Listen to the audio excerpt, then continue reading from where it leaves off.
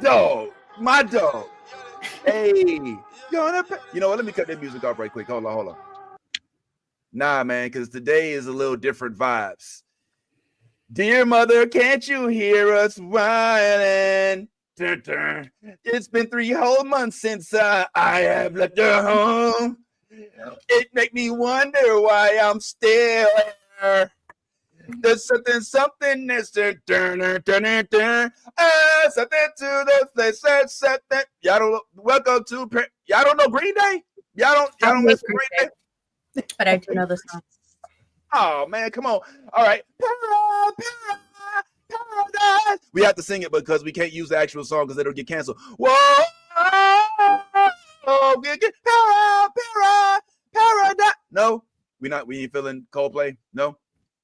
Lil Wayne. Oh, Absolutely. No, this ain't paradise. No, we're not feeling it. Oh my god, no. Vince, how the fuck do you know so many Paradise songs? Like, let's just go down the list. What the fuck? I love it. I like Paradise. It's got a lot of songs. Paradise. Oh, my team when we that song. It's just another day for me and you in paradise. Oh, think twice. Yes, we talking Paradise today, baby. Let's go ahead and get it in. You know who it is. It's your favorite Blerd friends. We are here to chat, Blerd chat all day. We leading off with Paradise, or are we at least gonna talk about it? More than likely, so don't go nowhere. Oh yeah, and not to mention your boy Grayson is back at it again. What's going on with the family out there in Invincible, and a whole lot of other things is popping off in the world. So don't go nowhere. Your favorite Blerd click here to stay Blerd shit. So go ahead and hit that like, hit that comment, hit that subscribe button, and let's go ahead and do it, baby. New intro on the way. Let's go. Listen up. New Blerd. Oh, hold on. Can I do it again? Hey. Check out new Blerd Order. They're a whole vibe. It's the newest thing on the. Sorry, let me try that again. I'm so sorry. Hey, shout out to new Blerd Order. They're a whole vibe. The funniest people, the friendliest people, and also the nerdiest people you ever see. And they're black. Check them out.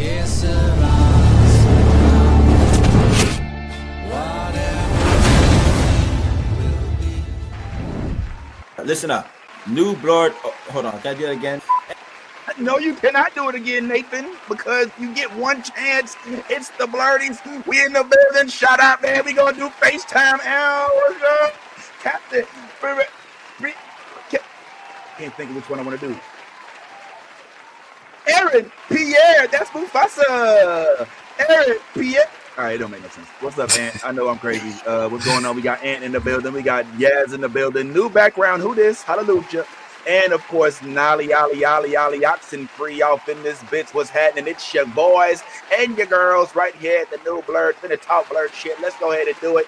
And I ain't gonna lie to y'all, man. A lot of folks have been talking about this show, Paradise. And I guess it's good because people keep talking about it. And I guess that means we got to talk about it. So here it is.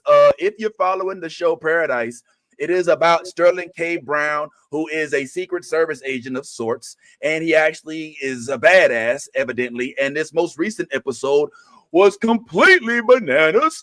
But before we just get into breaking down all of the Paradise stuff, because that's pretty cool, there's also other things going on. So don't go nowhere, y'all. We're going to break down all of Paradise. But I just had to have a couple things for y'all to check out real quick. Just wanted to get y'all feels on some things. One of them being one of my favorite people in the whole world, Cheryl Lee Ralph, recently was out in public speaking about some of the things that she wishes to do.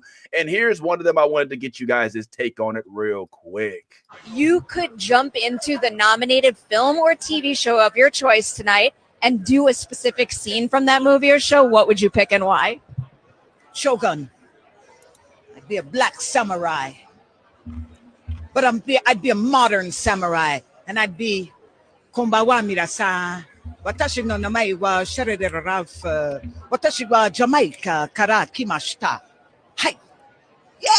If you could jump into the nominated film or TV show of your choice tonight and do a specific scene from that movie or show, what would you pick and why? Shogun. I'd be a black samurai, but I'd be a modern samurai, and I'd be Kombawa Mirasa. Watashi no namae wa Shredder Ralph.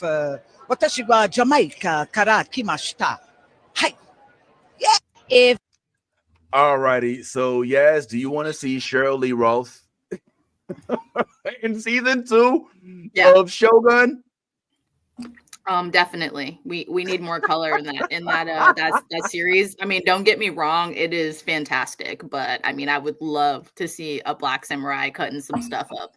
I mean, Yasuke got a lot of views. I don't know why they haven't got us a live action one yet. So here's to, putting it out there, but I'm praying this is opening some doors because I'm definitely beyond interested. All right, so Ant, could you see Cheryl Lee Ralph from Abbott Elementary pull it up into Shogun, talking what the Taningana Shogun Jamaica, Brooklyn, New York. Of course I can. Of course, I think she would fit right in. You think so?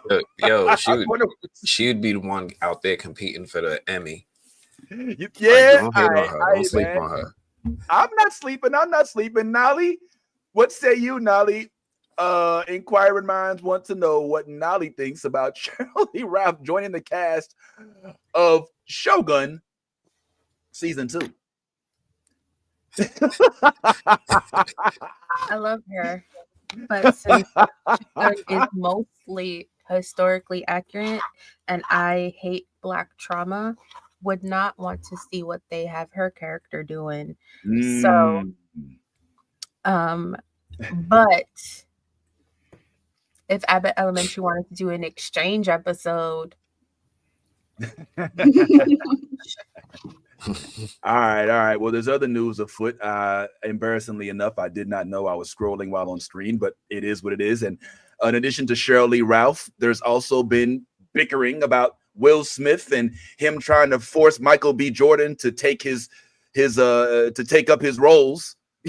like I don't know why he is dubbed Michael B. Jordan, Will Smith Jr. Like, you'd have a whole 2 sons. Like, why are you trying to give up all of your movies? Like, first of all, we all know the love ain't equal between them siblings. We seen it. Everybody seen it. It's not equal. Number 2, we seen Jaden. I want to go home. But when they announced I Am Legend 2 was happening like 4 years ago, they already said that Michael B. Jordan had signed to be the lead. I'm kind of excited for. I loved I Am Legend and the short story it's based off of. I wish they had kept the alternate original ending for the movie. But here we are. Just give us more trauma. Whatever. So I wish he was also in it, but I'll take a Michael B. Jordan anyway. Okay. Are we all in agreement on this? Do we feel like Michael B. Jordan deserves to pick up where Will Smith left off? Now we have the official movie blogger on here. So since Will Smith is a movie star, he's like, now why am I in it? We go to the you, goddammit. We know who you are. This is the official movie blogger, y'all. Y'all realize that the movie blogger is on our channel, man. So yeah, man, we gotta get the word from him. What say you, my friend, about Will Smith trying to tailor off all of his roles to Michael B. Jordan, bro? I think it's a good look. Anything that helps raises Michael B. Jordan's platform even more. To a lot of households, he's a household name, but he might not be a household name like Will Smith is just yet. And anything that helps him get a bigger bag by getting in these movies. Remember, Will is walking away with no less than $20 million a bag. I need Michael B. Jordan to be saying the same thing every time he comes into work. So the more he can raise his profile, the better. I know Michael B. Jordan is doing his thing with Ryan Coogler. We still got Sinners coming out. That's going to be a good look for him, and it can only go up working with Will Smith on I Am Legend 2 and any other project he wants to work with him on. Oh wow! So what do you say about? Oh, what's up, Nally? I was going to say this also it takes us back to the conversation that we always have in the Black community, where it's like, if one of us gets a seat at the table, that means we all get a seat at the table. And I think that this is Will building bridges for other people. Like Michael B. Jordan is a household name in our community. But outside of that, I don't think people check for him like that, like at all.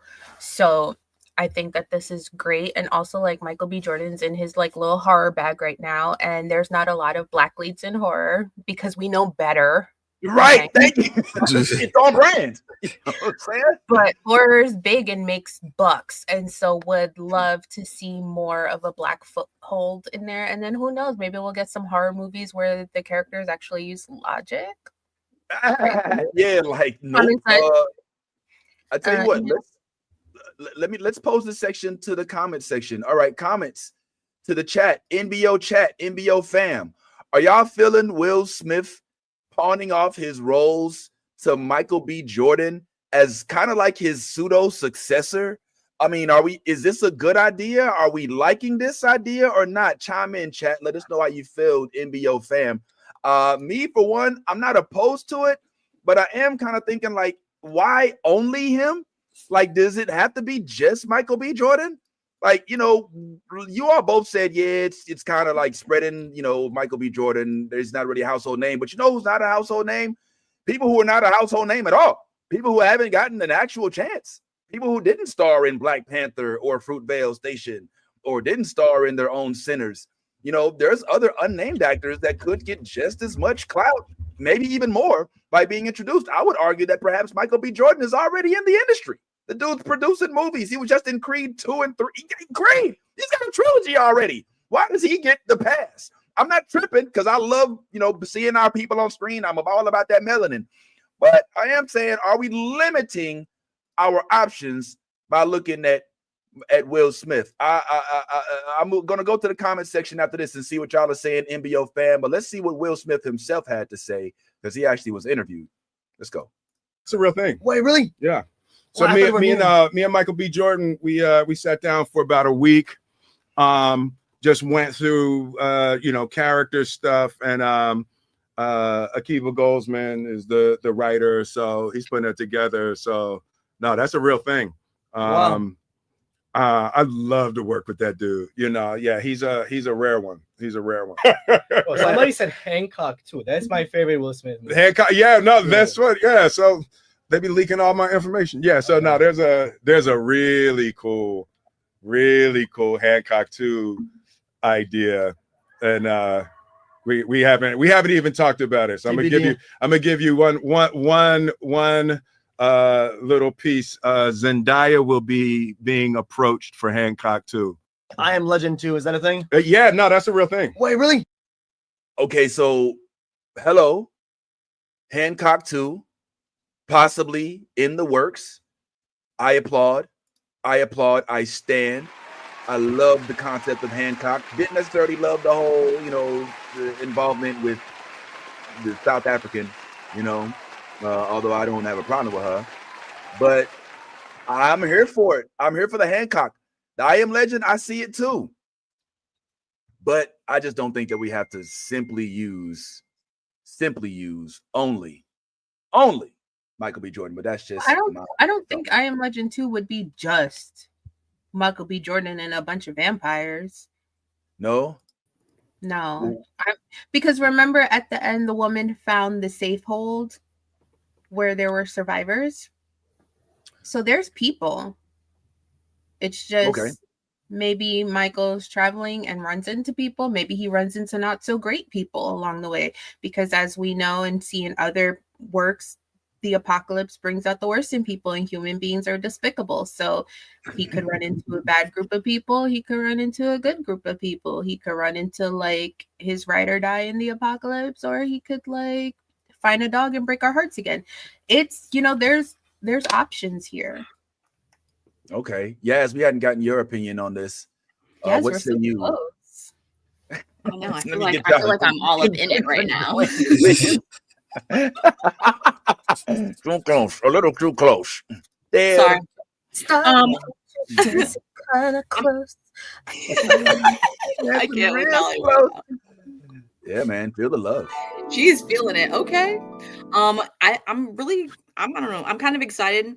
I did like the I Am Legend movie. I know you guys know I don't do zombies. But they're whatsoever. vampires. I'll do vampires. I just won't do zombies, which my husband, like, he's got this whole weird, he's like, how the fuck do you do vampires, but you don't do zombies? Like, it makes no sense. But anyway, I digress. It is different. I've tried to explain that to him. I can't do zombies. It's, vampires can never happen. You know what I'm saying? Zombies, we can create. So let's start there. But I don't know. I'm more intrigued actually to watch it with Michael B. Jordan as the star than I am Will Smith. Because no offense to Will Smith or anything like that, but just like age-wise, I don't want to see, and you know what I'm saying? Like I want to see like what.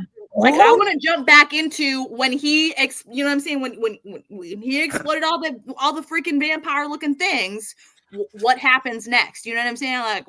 Like I don't want a flashback of like 20 years later of him. Like, what has he been doing? You know what I'm saying? I want to know what happened right after. That's where I want to see. You know what I'm saying? Like, no one wants to see him like 20 years later. I'm like surviving at the apocalypse. You know, I've been through shit. Now I'm telling my story. We don't want to see the flashbacks. We want to see the progression. You know what I'm saying? So I think I honestly, I feel like that's why he decided for Michael B. Jordan to be the lead instead of him take, you know what I'm saying, continue on the role. Because if you really think about it, you know what I'm saying? Like when it ended kind of like cliffhangered.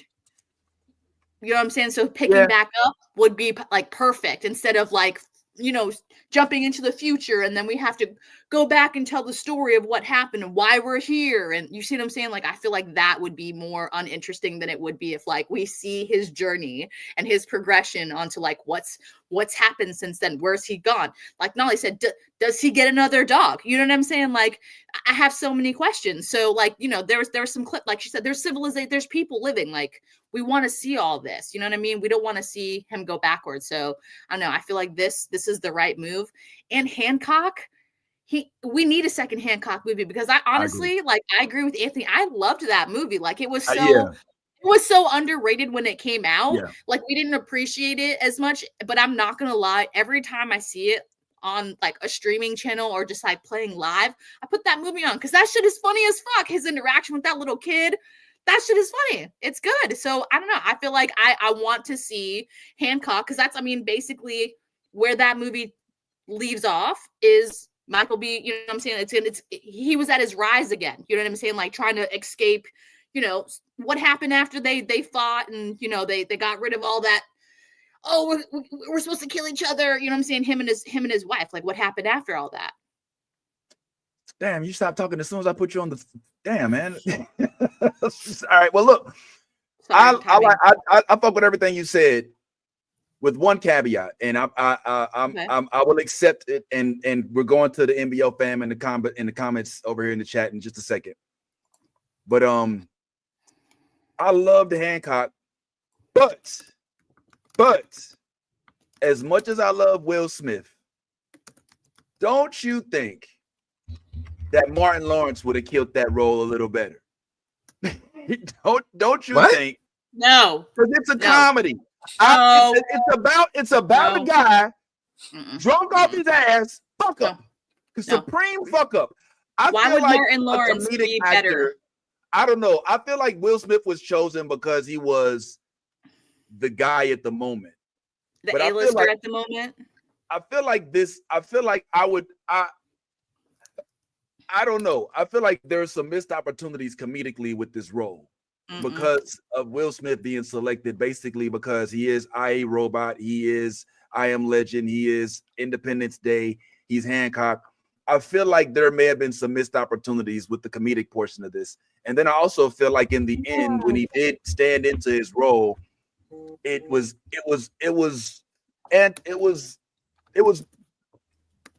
whelming. Movie was great, the concept was great, but that's what I'm saying. Like Martin and him decided to finally, you know, fight his wife. You know, I was like, all right, you know, but I'm still here for it. Let's check out the chat. Let's see where we go. Okay, good morning, everybody. What's up, Twitch? What's up, Twitter? What's up, YouTube, especially, and what's going on Facebook? For those still watching on Facebook, if you are, come on to the YouTube channel. It's much better. Shout out to Antoine, wherever you are. We see you, homeboy. Appreciate it. We're gonna get up and we're gonna talk about Invincible in just a second. I don't know if there's any nude scenes in the upcoming Hancock or I Am Legend run well, be well. Good But question. good to know where your priorities are. Thanks for good to see you as well. Unknown 420. I'm about to get on that same shit you want. They got pass on the Will Smith. You not fucking with Will Smith? He's trying to redeem himself, man. Did you see his song? He had a song out where he's trying to talk about like the slap and all kind of stuff. Like he's trying to. I think he interview himself or there was something where he tried to address like the slap and like he's trying to get past it or whatever. I don't know. I'll see if I can find it. All right. So sorry, you're not into Will Smith. What's up, Only Morale? Oh, wait, just wait. She got something. All right, hold on. All right, who want to bet? Nolly, they're coming for you. Nolly, you're old. Light-skinned knitted. Huh. All right. That's it. It's because I'm light-skinned knitted. It's probably what it is. Yeah, man. And Antoine's not mad at the idea. Okay. So Nolly, you're saying that Michael B. Jordan is not an A-lister? Nolly, care to According respond? to Hollywood, I don't want to say he is. I want to say he's a B-lister at best. In my heart, he's an A-lister because he's done some great shit with his roles. But I don't think if you ask around Hollywood, they'd be like, yeah, Michael B. Jordan, he's up there with like Nicole Kidman. Like, they're not good. That's fascinating. I wouldn't have guessed that we didn't think Michael B. Jordan was an A-lister, but I guess that's a good point. I mean, no, he's not. He's really not. I mean, if you but he's not an A-lister. Really? Think about it. Think about the movies that he's been in. Have they been A-list movies? Like, let's talk about that real quick. I think so. I think you think so. How many in the last 10 years? Right. Yo, hold on. The Hang fact on your hands. Let's go. Okay. Number one. In the last 10 years, Black Panther 1, okay. Black Panther 2, Creed 1, Creed 2, you got 4. Fruitvale Station, Fantastic Four. Fantastic Four. Okay, but how well did the last few Creed movies do? That's what I was just about to say. But that's not the point. The point is, no. See, that's the point. We don't judge the actor based on how well the movie does. How did anybody see the last Al Pacino movie? Did anybody watch The Italian? Whatever the hell that was, and that was with Joe Pesci and Robert De Niro. So we're gonna judge Robert De Niro based on the trash. I love Joe Pesci. I love Joe Pesci. I love Joe. Yeah, you know what I'm saying? I love the guy over here. Yo, we just want to take care of your house, Miss McAllister. Oh, did you see Mel Mitchell's Christmas skit? We'll show that a little later, possibly. But yeah, man, I argue against the concept of Michael B. Jordan not being an A-lister. I mean, I didn't plan on going here today, but if you walk into a room of random Americans and say the name Michael B. Jordan, they'll say the guy who was in the Sylvester Stallone movie. Yeah. Rocky movie. Really? That's what's happening right now? Or they'll say the villain in Black Panther. Maybe, because they might not remember him from that neither. Because, like, you got to understand, there's also that invisible barrier you got to break as a Black performer, right? Yeah. You have to penetrate other people's cultures and households. That's a lot harder. For a fraction of the recognition. Right? So, like Nolly said, he's an A-lister in certain communities, but he's not going to be recognized in every household. And that's just the way it is by culture, by America's diversity. When you look at the Creed movie, you know who got nominated for the Academy Award, right? Sylvester Stallone for Best Supporting Actor. Yeah, and not Michael B. Jordan. What? Yeah, that's who he got nominated for that. He got nominated for the Critics' Choice Award. He got nominated and won for Chicago Film Critics Awards. Like, the most nominated person from that movie was Sylvester Stallone. So, like, he's up there, and it just takes it's hard to break that barrier, that mental barrier, to be able to get across into other cultures. He's up there and he has chances to do it. I don't know if his new horror movie will do it. It might. Oh, it might, yes. But he's still working his way up to being that universally recognized person. Wow, I did not know that. This is one of them things where it's like, I guess I'm too much in the black bubble. Like it's kind of like when I started doing stand-up, and I thought everybody watched the same Def Comedy Jam and BET Comic View to kind of learn how to do comedy the way I did. And I quickly learned that was not the case, especially in the lack of melanated community. So this is a weird flex for me to not accept Michael B. Jordan as an A-list celebrity, where in my realm, it's like there's no way that he's not recognized in any circle that I'm in. Like, I'm really kind of dumbfounded by this newfound information that I'm getting here. So, damn. All right, I didn't mean to spend too much time on it, but damn, I was unaware that he was that. He's got like Robin energy right now. You know what I'm saying, in Hollywood, like, you know what I mean, like he's they've been casting him as like this, the good sidekick kind of thing, you know what I mean? And that's the bubble he's in technically right now, is like he's the good, I'm saying, he's the good, like, to have as the supporting role, you know what I'm saying? Like, but I mean, that's crazy. He's like he's like he's the token man of the moment. Yeah, like 100% diversity. We need one. Let him be it. Kind of like how he fits all the boxes. Like if he checks a lot of the boxes. If you really think about it. This reminds. He's like when Samuel L. Jackson did Uncle Sam at the Super Bowl. He goes, not too ghetto. He checks the boxes where he's palatable for enough different groups of people where it's easier for them to market him because he's marketable. 100%. He's not. Yeah, he's not Isaiah Washington. It's basically what he's not. He's not too much of the industry.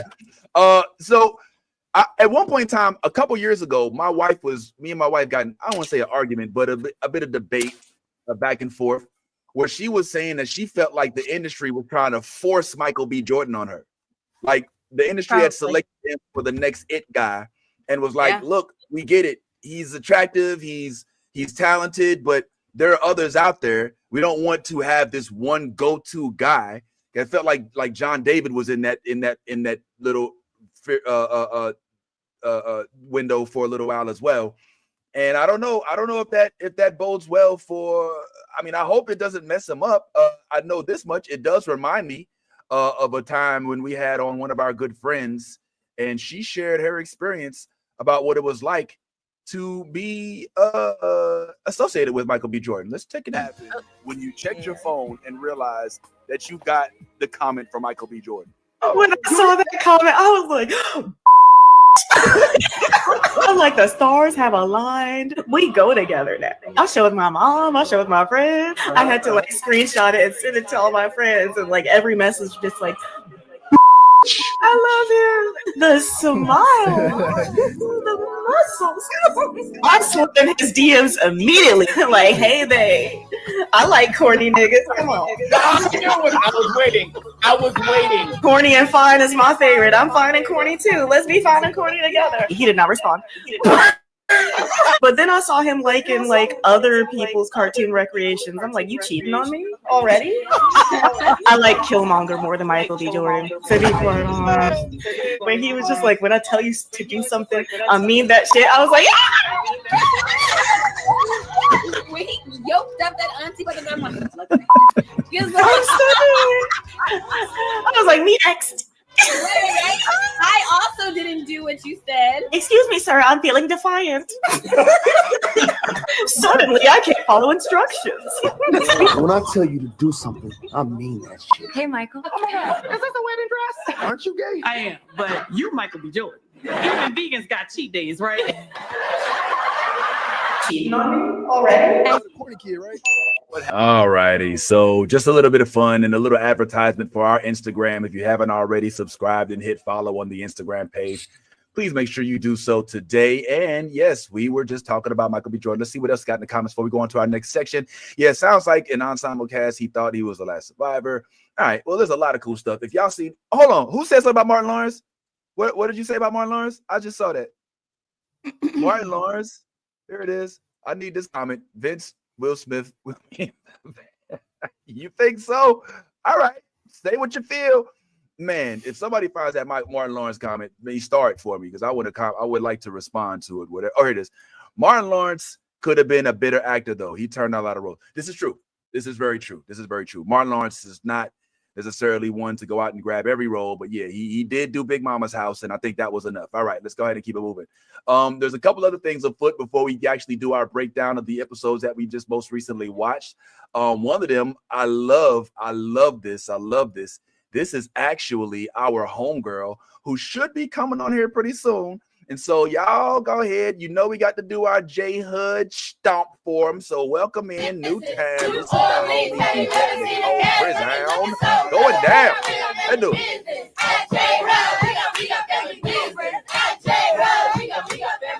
Ever seen the cast looking so good? Family business, New Orleans. Family business, New Orleans. Family business, New Orleans. Have you ever seen the cast looking so good? We got family business at J-Hub. We got family business at J-Hub. We got family business. Ever seen the cast looking so good?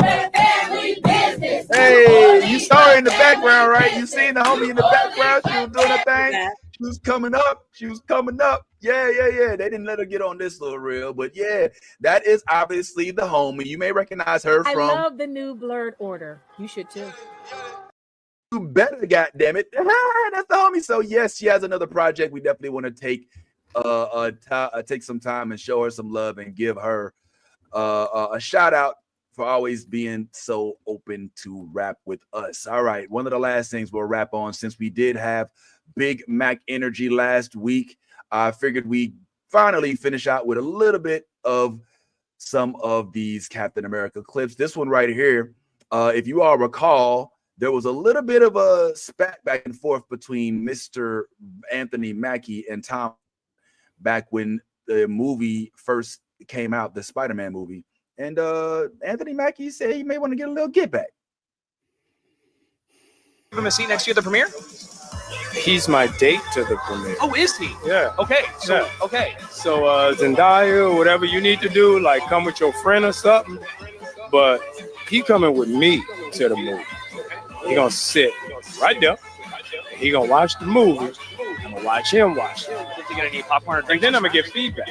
I want an honest critique. So live. Oh yeah, live stream. So we're gonna live feed whatever it's called, whatever you 20-somethings called, live Insta feed. Sure, yeah. Him watching the movie and him giving feedback.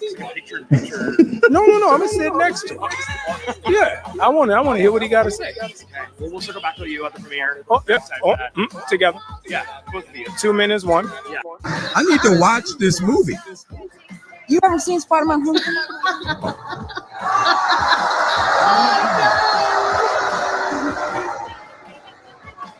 I haven't seen the Falcon. Oh no, there isn't one. Sorry. You know, we've done a lot to get to this point where the movie's finally here. Fair? Yes. Is this a fair clap back for the AMAC? Huh? What say you? I'm curious to see what Tom Holland's gonna clap back with. You know what I'm saying? Like, did he respond back to it at all? Not that I know of. I mean, if anybody has Did any Zendaya respond back to it at all? Because that's really the comment I want to see. Because he straight told his now fiance that she needs to go with one of her friends. That's Basically. hilarious. Yeah. Is this fair, Yeah. Anthony? You think this is a fair clap back at Mr. Holland? This ain't the movie you want to be using as ammo, but I'm saying at least he done the movie, right? It is a movie, so I guess Spider-Man: Homecoming compared to Captain America 4. That's a tough one right there. That's a tough one right there. All right, yeah, you might be right. What about you, Nolly? You agree with anybody?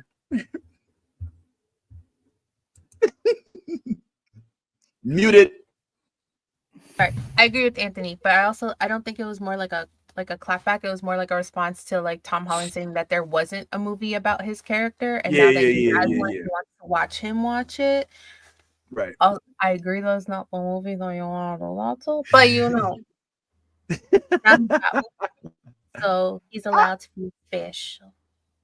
I will keep it real. of the Tom Holland trilogy that exists thus far, speaking of Homecoming, then Far From Home, and then No Way Home, Homecoming is the worst out of all three of them, if I could say so. And I think I am the bona fide Spider-Man fan on the panel, and I'm going to judge it most harsh. And Homecoming, unfortunately, just didn't hit the way that No Way Home did with all three Peter Parkers in it.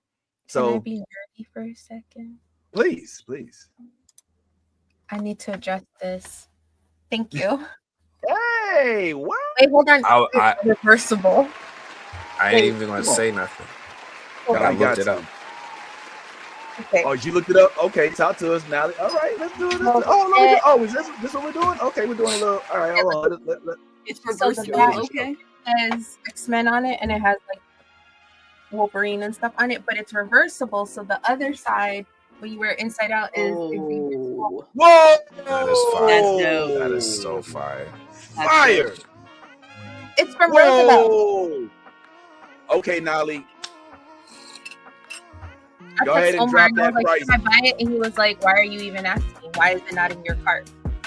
So I bought it. Yo, okay, all right. Are we? Is this an Amazon thing? Are you going to share? No, it's You know what? Don't tell where you got it from because we ain't sponsored yet.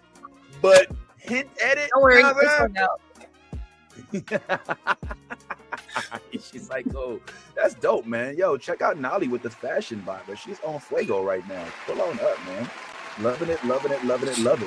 We're gonna give it just a couple moments can we just love Nolly for a second. Let's just love on her and all of that. Come on, let's do a love bomb, everybody, in the comments. Speak on how much you love Nolly. Let's get it. Love bomb on the way. Come on. Give me the comments. Oh, I don't know if they love you as much as they said they did, but I don't know. I do. It's all good. Like it is fire though. That's for real. Yeah, go ahead. Yeah, reversible. Yes, thank you, Darth. Thank you. And reversible. Hold up, bro. Back on up, bro, because we packing up in here, bro. I keep the heat. I'm in the stand your ground state too, so don't mess with me, bro. All right, cool. Well, that's dope. Do we want to go ahead and get into Paradise? I was trying to hold off on it. Did you watch it? I do watch it. And did you really? I did watch it. Are you lying? Are you like all caught up though? I'm caught up. No, he's not. Look at his face. I'm caught up, bro. What do you mean? I'm caught up. Okay, Yeah. so quiz. If you're caught up, what was the last ending credit scene? If you're caught up, there's they have end credit scenes in Paradise. I didn't know that. Okay. Yo, you almost got me. I was like, what? Yo, he was bugging. Did you see him? He was like, wait a minute. What the? I was like, I wasn't up on that. All right, guys, it's time to get caught up. You want to see an old little? I made this thing like 4 years ago, and I used it for another show I was working for a second.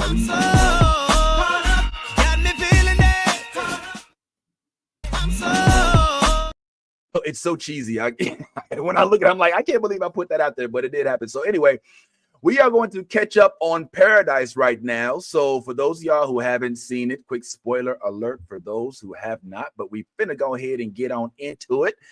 So yeah, man. And since we haven't really talked about it at length, I figure we can go ahead and at least maybe give a little bit of a clue into what it is about. So check it out. Oh yeah, looks like Fernando is ready for the Paradise talk. So let's not keep Fernando waiting. He really wants to talk about this. So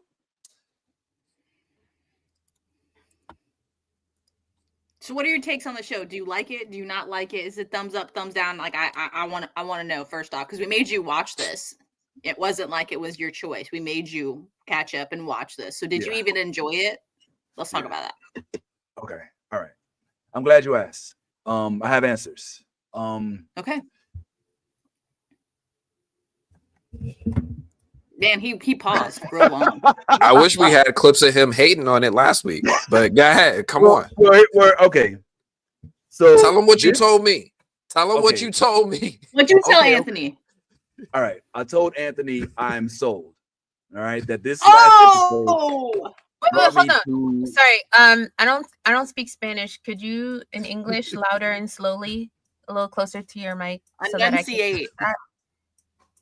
Sorry, what? Pero no estaban hablando en español, estaban hablando en inglés. Entonces debes entenderme, pero no hay problema. Si es necesario hablar en español o inglés, es mejor. No hay problema. Entonces yo dijo que ahora, now, I'm sold now because the show was actually interesting for the whole entire duration of the show. There were no lulls. It was high heat from start to finish. It was jam action packed. They brought us up to speed. They got us back good to go. We got to vibe with the fam. We saw what happened with the wife. We saw what it is that led them to be in that dystopian place that they're in. It all made sense. So yes, I loved it. I loved this episode. It brought me to the yard, and I get it. I mean, it makes more sense. I'm not gonna lie. I see why everybody was digging it before, and I may have been a little late to the party. That happens to me sometimes. Let's go down the list. Yes, remember our first 2 episodes of WandaVision? Me and Ty hated that shit. By episode 9, I was like, "This is the best show I've ever seen in my life." You know what I'm saying? Yeah. So and you know what else is on that list too? By the way, The Bad Batch. Oh, Who yeah. the fuck Oh, was God. like, oh yeah, yes, that first have you season was seen bad. it? Oh my God, yes. it's so much better. Yeah, you Okay, were calm bugging. down, because you didn't even finish You were it. bugging. Like I refuse to listen to you lecture me, and you didn't even finish the show you put me on. So until you finish that show, cuidado, por favor. You know what I'm saying? But yeah, but you're right. Going on. You're 100% right though. First season of Bad Batch was meh, but second season was like, and then third season, oh my God, like they brought in okay, we're getting diverted. All right, Paradise is dope. Okay, so allow me to, if it's okay, since I did get a chance to check it out, can we just kind of bring folks up to speed who may not necessarily be into it? Let's just go ahead and sell it. Okay, all right, yo, I'm mad that you're paying so much attention, Darth. All right, I would need you to kind of like, take a dummy and calm down. All right, yeah, all right. Damn, the comment section is calling you out, Vince. Sí, That's es la verdad. great. Sí, Thank puedo you, hablar. Darth. Sí, Thank porque you. vivo en Florida y toda la gente aquí solamente habla español. Entonces, si quieren más negocios, es necesario aprender la lengua. Es muy mejor para He's su like, all right, we're done with gente Spanish. Let's move on. All right, lo siento. Es mi primera lengua, lo siento. All right, hey, Nani, what's going on? We got Lisa on the YouTubes. Believe that? Yes, believe it. She's on me on the Facebook. Yo, she switched. Oh, we canceled on That's Facebook. love. That's all That's love, cool. Lisa. That's cool. All right, so let's get into it. So, Paradise is centered around the Anthony. You're the movie blog guy, man. Can you help us out, man? Can you kind of? I'm sorry. I'm not the one who just binged it in the past week. I thought it was fresh on your mind. All right. I'll try. I just don't want to not do it justice. Okay, so if I start taking away the justice of it, make sure y'all put me in my place. Go for it. I'm gonna try. All right. So Paradise. I cannot. I'm not so. I don't love this. All right. Paradise is about a guy named, what's his name? Xavier. All right, is Secret Service. All right, and he gets, I guess, recruited to Secret Serve the president. That president's right. detail. Like yes. Keep going. He's the president's detail. All right, I told you I was with. All right, so thank you. So when this happens, one of the first things that happens is they wheel him into the Oval Office, and they're like, "Oh, by the way, the world gonna die. We just don't know when, but we ready." He's like, what? He's like, the world is gonna blow up or some shit. We know it's gonna happen. We just don't know when. He's like, all right. Time goes by, and the shit actually happens. The world starts blowing up, but they don't tell you how or why in the first like 5 or 6 episodes. You just know that some shit happened and it fucked up the whole world. All right. And so they move into a mountain. I guess evidently there was a plan to build a bunker in a mountain in Colorado. Now they move out there, but one of the first things that happens, and once again, I got to reiterate, spoiler alert, because we are going to give away key moments here. But when they go to this mountain, they learn that unfortunately, the mother, or Xavier, played by Sterling K. Brown's wife, did not make it to the mountain. And so this sucks, right? So you're kind of starting off with that vibe. Another thing, spoiler alert, the president ends up dead on the dance floor. Yeah, you're Tag me in. Yeah, I'm trying to tell you. I know my limits. I don't know. I told you I don't let me do it. You did great. You did great. I did not. I worked it up. I'm so stupid. No, you did great. Somebody please take the wheel, man, because I'm butchering it, man. Somebody please. I'm gonna try. Yes, does the breakdowns. Oh, she does do the breakdowns. Okay, all right, I'll do it. What's up, man? Can we get a Yaz breakdown? Okay. I got you. Okay. All right, let's do it. All right, everybody. We getting us a Yaz breakdown. Get yourself ready, folks. These are the best ones. And yes, we give it to you, right? Go ahead, Yaz. All right, so basically where Vince picked up is, we're in an underground bunker in the middle of Colorado somewhere. We don't really know where because it's in a mountain. And basically only 25,000 people got to be able to live inside of this community that's in the mountain. So we literally had people in the president's detail picking and choosing who is going to get to survive when this catastrophe finally hits. And it hits. And Mr. Collins, which is Xavier's last name, Xavier Collins, his wife, Terry Roger Collins, she is actually a scientist, and she goes into Atlanta. She's completely away from the family when everything goes crazy at the White House, and basically the whole country is like, going to shit, and they're evacuating. Well, this whole show is basically kind of giving you the vibes of how the underground bunker and life in there is like. It's not so different from the outside world, except for we don't have sun. We have lights and we have computers that basically control the sky and, give us different moods and, daylight to night. But we're still technically in a bunker, and we're just trying to have life, back to civilization, as it used to be. So this whole show is kind of walking through, your life in the bunker. But the first episode takes place of us finding out that the president died. Someone murdered him in his house. And who was it?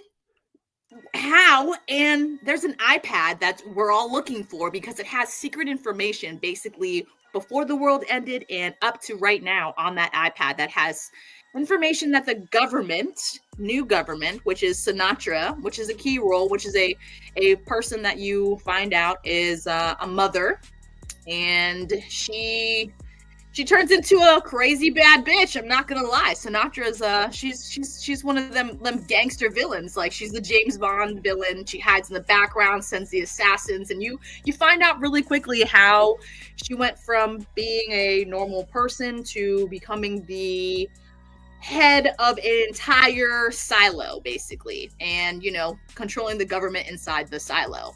And Xavier is trying to figure out what exactly happened when the president was murdered, who did it, who knows about it, who's involved in it, and if he can even trust anybody that's on premise right now in the detail. So literally the first episode is crazy. It's a strap your seat in, get ready, because what takes place is jaw-dropping. When the president dies, obviously we only have so much time before we can report it, and Xavier tries to get all of his information before he reports it, and that is a big mistake on Xavier's part. But you have to do something in what little time you have to try and get what evidence you can when you know that everyone around you is corrupt. And Xavier is just trying to find out, technically, who killed his boss, and how the fuck did the secret detail that's downstairs that's been guarding the door not know about this? We also find out that the head of the entire secret detail, she has a little late night excursions with the president. She's the love affair that no one talks about. But we all know she shows up late at night, and we get to find out that she was there the night the president gets murdered. But She left before that happened. So who's involved?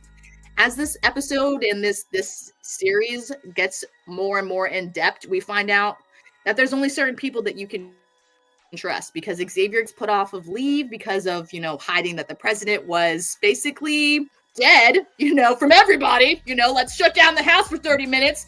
That was crazy. Everyone's like, why are we shutting down the house? Well, we're not telling anybody. What the fuck is going on, Xavier? Well, his boss is this lady right here, and this is the lady that's having the affair with the president. And guess what? Her earrings were still in the room next to the wine glasses. How's she not connected? Well, shit gets even more crazy as we keep going on, because basically Xavier is finding out his circle has definitely been, how do I say, compromised. He don't know if he can trust his best friend and his ally, which is definitely not a good feel when you find out that your boss, aka the president, has been murdered, and Sinatra and the whole government is covering up and saying that he died of natural causes. And guess what? We're just gonna go on as normal. We're gonna throw a carnival, in the president's honor, and everything's just gonna be okay. We're gonna do the carnival before the funeral. That way we can kind of get some peace and some reassurance with all the the people in the colony and the silo, and we're gonna go on from there. That's what the government thinks. But Xavier's like, fuck this. I'm about to figure out what's really going on. Who the fuck killed Cal, the president? Why did he die? And who is all involved in this conspiracy? Well, as you watch, you definitely need to keep paying attention, because key elements happen. And as Vince was explaining earlier, we get to find out what the fuck happened with the world and why we ended up in a fucking silo with only 25,000 people. What happened to the rest of the world? Are they still alive? Did we send anyone to figure this shit out? Well, we find out that, we got questions, and Cal is he's the president now, so he can make a decision to send some people down and figure out if the world is still alive or not. What the fuck is going on outside? Because basically he pulled some James Bond type shit, and he kind of saved the world at the last minute. But we get to find that out in the last episode, and I'm not going to spoil it just yet for you, because it's fucking awesome and you have to see this shit for yourself. The president does some fucking yo, Sinatra, fuck you. I'm the president. I'm gonna do this shit. I got codes. I got other codes. Yo, fuck you. Then he sends the Secret Service in to fucking tells her, if this bitch moves, shoot the bitch. Hell yeah. It was some gangster shit, I'm not gonna lie. I got respect for this president. I'm just saying. But as we keep going on, we definitely see that, Sinatra, she is a cunning fucking bitch, and she ends up basically chopping down Xavier's corner and kind of cornering him into a point where he's like, all right, I'm gonna fight back. And guess what, bitch? My wife literally says, if you make enough noise, you could literally change and start a chain reaction. But also, you should be fucking scared the day I fight back, because I'm a passive man. Well, Xavier fought the fuck back against Sinatra, and guess what? Yo, the fucking sky had fucking words in the shit. What? I'm sorry, but dude just took over the whole colony and was like, yo, bitch, fuck your fake sky. They lying to us. Fuck the government. So while the whole city is stirring, the Bradford son, him and Mr. Collins' daughter, they started, getting a little close, and they're like, you know what? I'm about to spill some secrets, but I need to get into the iPad because I found the iPad. I'm not going to tell you who found the iPad because that shit is like pinnacle. But the kids had the iPad that's missing from the president, and they figure out how to get it open. And guess fucking what? Whew! I pray these next few episodes, we see some fucking cutthroat shit go down with fucking Sinatra, because that bitch, she is every time I see her, she's a fucking Terminator, like in human form. Like this is how they made the Terminators. They came from us. We made them. You know what I'm saying? Like you had to have the structure to make it. That bitch is the fucking Terminator. She's just not metal yet. Okay, that's all I have to say. But sorry, I got off topic real quick. Sinatra rant real quick. Sorry. Anyway, this fucking show is not only entertaining, it's not only completely fucking mind-blowing, but it literally keeps you so enthralled with the entertainment, with the story. The plot is amazing. The acting is fucking amazing. This is one of the best shows out there right now. Like, and especially political type, you know what I'm saying, with government and everything going on. This is one of the best because it breaks down just how corrupt some shit is, and we don't even notice it because we're just trying to live a very sheltered life. And it's showing that when people fight back, what can happen, and consequences happen in this show. And I'm literally on the edge of my fucking seat waiting to see where the next consequence leaves Mr. Collins. Wow. Yo, okay. See, I'm never trying that ever again because, like, I could never. Even with Yaz frozen, she still kicked it. Like she was, like she got froze halfway through it, so we couldn't put her face on it, but she was still like in rare form. What the fuck, Yaz? All right, Yaz, I'm gonna let you go refresh your screen and go ahead and get a drink and calm and chill. Because my lord, that breakdown was flame, yo. Holy shit. Like I'm yo. I will never try that again. I'm so mad y'all tried to make me do that. And I blame you, Ant. You yeah. Oh. No. Like, yeah, well, I'm not good at but you watch the show now. That's the important thing, right? Last week we have you on video. Yeah. Not feeling the show. I wasn't. It's true. You have me on fire. You have me. And Yaz, I hope you come back after everything gets right. But yeah, you definitely have me on record, basically denying the excellence of this show. And I was once again made to look a fool with this most recent episode because this episode had so many layers, Nolly. It had so many layers, and it had so many layers. Yaz's phone. Welcome back. I'm glad she's here. Yaz, you're getting rave reviews in the chat, yo. Like the NBO fam is saying that it was the best breakdown ever.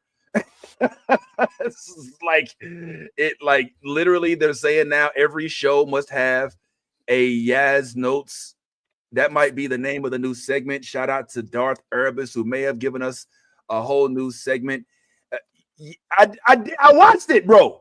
I watched it. That was my homework. My homework was not to come back and do a book report.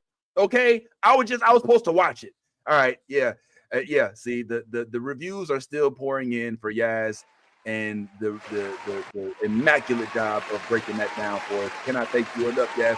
And so, Yaz, you were just about to get into like how many layers were in the show, and I'd like to delve into some of them that were easy to tell. One of the first things that I noticed that I thought was so dope how they did it, and there's so many different things we could talk about this. But one thing that I loved is how they did not have to have this scene. This scene, I love the way they did it. This right here with the man, with this dude right here. This scene right here was it for me. When they focused on this dude, and this kind of is a key into how certain policies are made and taken away.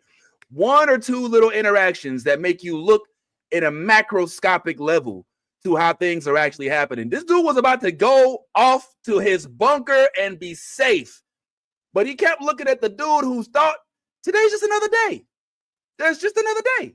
And he talks to him. He's like, bro, what's good? You know, like, no, President, we gotta go. He's like, hold on, bro. Yo, what's good, man? Just want to say thank you, bro. But you should probably call your people. He's like, I ain't worried about that. I'll talk to him tomorrow. And he's like, fuck. He's like, this is what's happening. This is how it's being received. You know what I'm saying? And that to me was dope because that is good writing, my friend. And so I definitely got to make sure we shout out the writers because the writers, you know, they went on a whole strike a couple years ago because they like, we can provide shit like this and y'all ain't paying us well enough for it. You know what I mean? Okay, so that was nothing to y'all. So what's not to y'all then? Like I'm sitting there pouring out my heart and y'all like, yeah, that was cute. But I really like the gun part. Like what just around the horn, just talk to me, man. Like what was it? What is it that you love so much about the show? What scene stood out to y'all in episode 7? Open book. Jump This out. whole episode did it for me. This whole episode was on fire from beginning to end. So like, I like how we started to get introduced to new characters, right? We saw that new Secret Service agent, that blonde haired boy, and I was like, wait a minute. Yes. I don't remember him. Right? Like, and they start planting the seed for how crazy the show is going to get from the beginning. I like how we had those moments with the president, the president's cabinet. Everything that happened in that room was fire. Like to the little microaggressions with the general, he's sitting over there reading his report, and the CIA dude keep interrupting him with like a know-it-all. Like, yeah, they ain't got nothing. Nah, they're gone. Sydney's gone. Melbourne is gone too. Everything's done. Everything's cooked. Like all that.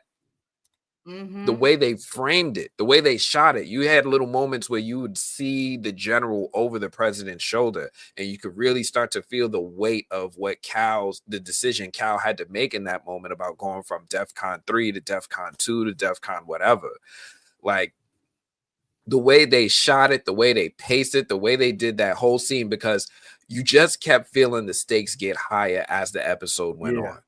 Things just started to constantly intensify just from within that room. It's like they never left the White House, right? Like, except for that one moment when you got a peek of the news. Like you said, he was good. He already had recorded his speech. He was on his way to the bunker. And then he stopped and he looked at he sees the janitor a few times, and then he looks at the news. And then they start dropping that real world science and the sci-fi stuff. Yo, I love that shit. I love that shit when they start putting real world science. They was like, yo, there's going to be this harsh sound wave that precedes the wave. I'm like, what?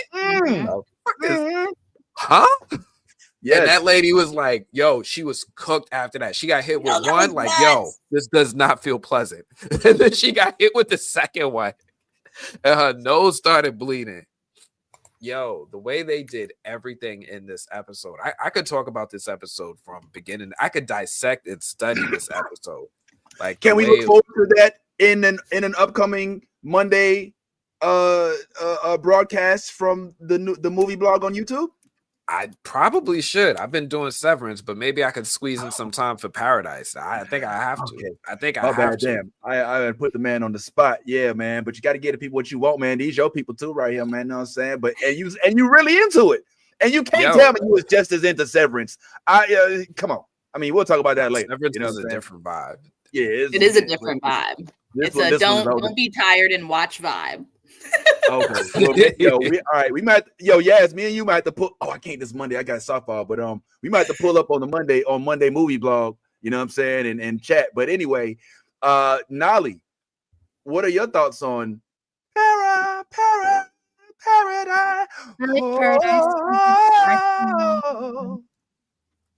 I feel like after Silo ended, I needed something to fill that whodunit whole kind of like the what's going on, what's the mystery, what's the story kind of feel.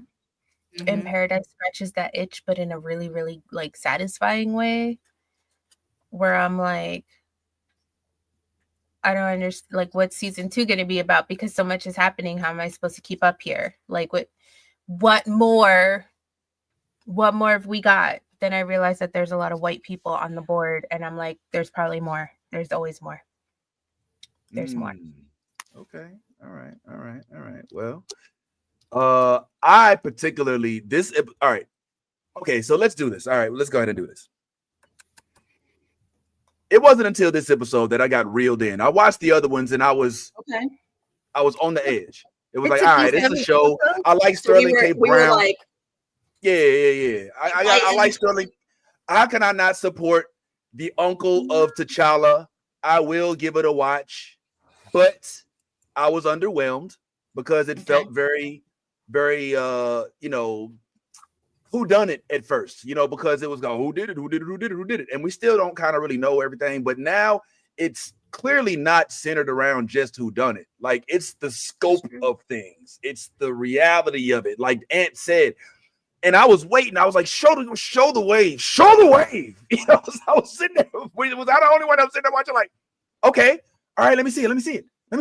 And then when she got hit with the sound, with the sonic boom, and oh my god, like with the blood, and then they're all like looking, and that shit was and then Her last words was what really got me. Can we talk about that really quickly? Like her last words was, "Stay away from the rail, bitch. Y'all all gonna die." Those are the last words you chose to fucking to come out of your fucking mouth. And stay away from the rail. There's a fucking 300-foot wave coming for you. What the fuck? The rail's not gonna do shit. You're gonna drown, bitch.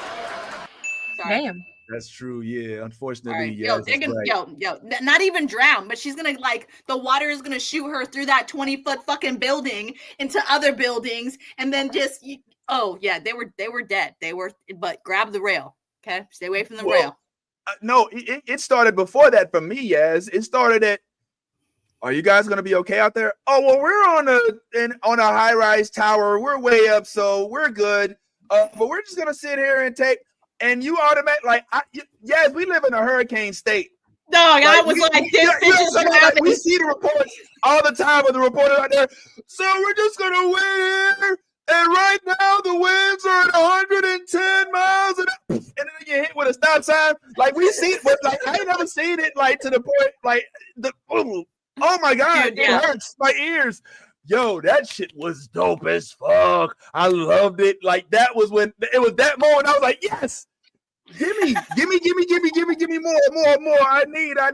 And then like the whole, oh my god, this is the part that got me. And what's the dude's Xavier? Xavier is not completely innocent in this. He's not the hero. What was he supposed to do, Vince? I'm not. What was he supposed to say to those people? Like, can you save me? Like Martha or whatever. Edward, can you save? And wait, time out. My husband actually pointed out. Actually, Edward is the motherfucker with the dog. Who, Edward? Edward, remember? And she was like, "Please save my boy, Edward. You're gonna be responsible for murdering my baby." Like, remember, Edward is the motherfucker with the dog in the paradise. So somehow he fucking made it. So timeout. Xavier is still the fucking hero, okay? Because I was like, wait a minute, did that dude even make it? My husband was like, Edward is the motherfucker with the dog that the little boy goes and plays with, and I was like, oh, yo, he was like, watch that shit again. And I went back and it's fucking Edward, dog. But why have you for a second? My thing about the newscasting, like, when like, oh, are you guys gonna be okay? The dude, after they fucking died in front of everyone on live TV, was like, are they coming back? Are they gone? Are they coming back? Bitch! What? What the fuck is wrong with you? No, they're not coming back. The fuck? I'm sorry. I just couldn't. And he was like so cavalier, like, are they coming back? What's going on? Bitch, there's a tsunami, just took them the fuck out. What the fuck do you mean are they coming back? Yeah, sorry. Okay, but he's still not the hero. How? He's still not the hero. He didn't kill the agent getting into the plane. He saved the dude that he was asked to save. She said, I don't care about saving my life. Save my boy. He saved him. How's he not a hero? He couldn't get to his wife. He tried. What did he do wrong, Vince? It's not that he did anything wrong. He's doing his job. He's not the hero. And that's not a bad thing. I don't want this to be about the hero. It's a real story about reality. There are people in that room that he's guarding for the president that are not aware of the cataclysmic event that is about to happen. I'm speaking specifically about there's one lady in particular, I believe, who kept saying to him, like, yo, am I gonna be all right? Just let me know. Yeah, that's what I'm talking about, though. It was her son. She asked him. I know that's what he's talking about, but he didn't say, no, you're not gonna be all right. Here's what the fuck's about to happen. Go fuck shit up because we going down. He did his job. Saying shit that a lot of I know this is a very, very triggering word, so I won't use it lightly. But this is the same thing that they said in Nazi Germany. I'm just following orders. And in that moment, he decided, my family, all right, my job, all right, I'm all right. My orders are to not inform you that you about to die. And so is your family. And that's fine. I'm not trying to knock on the ball. I am actually giving credit to the writers. This is what draw me in, because I don't want this to be a clean cut story where there's one dude, who's so clean cut and he's so free of any kind of accountability that he's not realistic. He's not Clark Kent. He's not Superman. He's not blood. He does have blood on his hands. And that's what makes this show interesting for me, is that he's not without blame. He does have blame in this shit. Okay. I mean, it's look, there's no way to not see it. I see your point. I see your point, but also let me just open your eyes to another point. His job is to secure the fucking president. Right. Why the fuck in the Oval Office, in the fucking White House, where everyone is already like he said, it is already frantic. It's about to be a fucking riot. Why the fuck would he be the person to be the one that threw the fire, like threw the match in the fucking, you know what I'm saying? Like on the gasoline. Why? They were literally telling Cal, do not tell them the truth. Let's get the fuck out of here, then air the fucking bullshit lie you told them, and let's fucking go.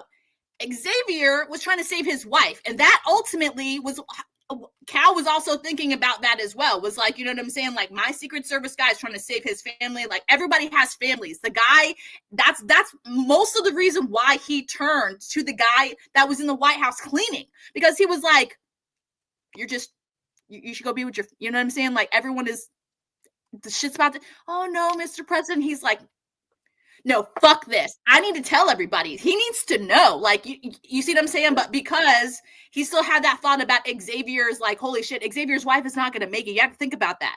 Like, Cal knew she wasn't going to fucking make it. When he told her that she was still in Atlanta, and he told Xavier that as well. He said, when did you know? When did you know she wasn't going to make it? He said, when you told me she was still in Atlanta.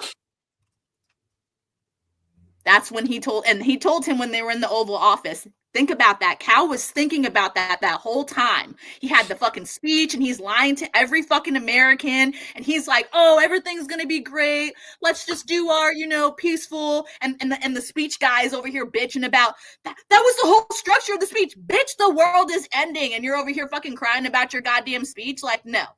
That's why Cal was like, we're throwing that shit out. We're not airing this shit. I'm fucking telling them the truth. Put me on right now. Fuck your makeup. Fuck your lighting. Fuck your production. Just fucking turn it on right now and let's do this shit. Okay. I don't. Okay, please. Ant, please. All right. So first off, I got to agree with Yaz, because like the dude who plays the president, James Marsden, Cyclops, yo, this motherfucker is acting all, like he's been acting all throughout the series, but like you really need to give him his flowers for this episode, because like you see that progression, you see those little things, you see him wrestling with the thoughts, like you said, like, when did you know she was dead? When you said she was still in Atlanta. Like, I tried to tell you. He's like, you didn't try to tell me. You was double speaking. That's how I speak. I'm the fucking president. Like, what are you talking about? So I definitely agree with Yaz on all of that. But can we go back? I gotta go back, because you brought it up and started this by saying how he's not the hero. And then you went and said it's not about him being the hero, and you're not critiquing him for not being the hero. So which one is it? Like, is we critiquing him for being the hero, or we not critiquing him for being the hero? I wasn't. Hold on. Oh, my bad. Why are we even talking about a federal agent who leads the highest detail in the entire organization and we're guilt tripping homie for maintaining nation secrets through and through? Correct. Like, why are we even talking about this? Like, if anything, this makes me feel like he is a hero. Like, this is his job, is to keep us safe. It's like, you're not supposed to just readily spread information to people who's not authorized to hear it. Mm-hmm. So there we go. That's my rant. But yeah, are we getting on him for being a hero or not? What are we doing? I'm not getting on him for not being a hero. I'm not trying to castigate him as a malicious character. I'm trying to illustrate the complexity of his character and show that he is not one without guilt because of his position. It's just a fact of the matter. You know what I'm saying? He's involved in a conspiracy in which years went by, which he was fully aware that there was going to be a cataclysmic event. And he was not, because they showed him in this episode when he found out.